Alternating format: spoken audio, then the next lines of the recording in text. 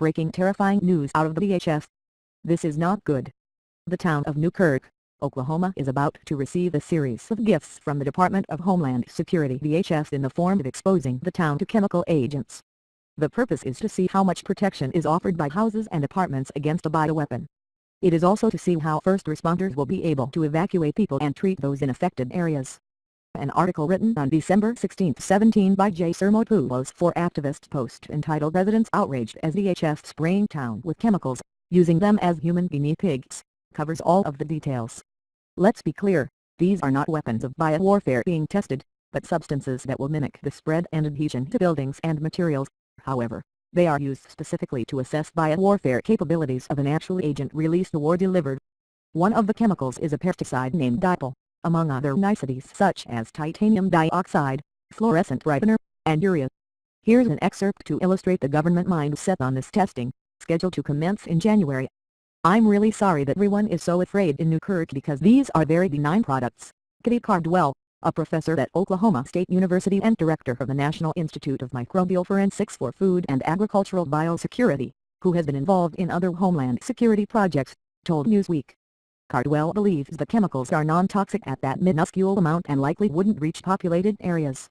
Interestingly, while Cardwell and the U.S. government claimed the chemicals used in the testing won't adversely impact human health or the environment, the EU has proposed to classify titanium dioxide as a carcinogen, meaning that it is suspected of causing cancer, specifically when inhaled. As you can see, Professor Kitty Cardwell is sorry that residents of Newkirk are afraid, although she is on the project declaring all the chemicals safe.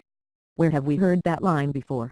Perhaps Kitty Cardwell would like it if the DHS would spray down her neighborhood with those chemicals, or better yet, when the tests are done, perhaps she can take a ground zero front row seat in the town without any protective gear. The truly insidious thing about this has not been mentioned.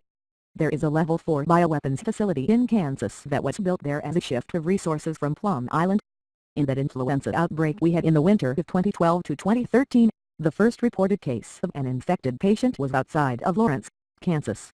The flu spread outward from there and infected the entire continental United States, Alaska, and Hawaii within 52 days. Quite a natural test that was. The insidious part?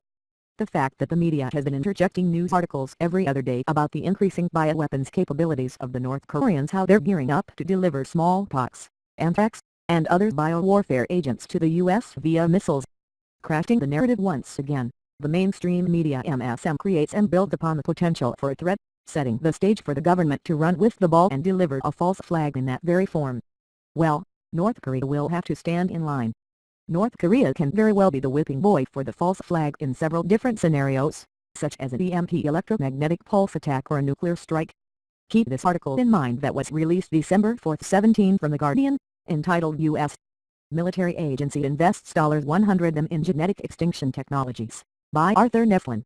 The article goes on to explain how DARPA, the Defense Advanced Research Projects Agency, has received more than $800 million already between 2008 and 2014 for such genetic experimentation. Keep in mind that DARPA develops technology for use by the Department of Defense and the military.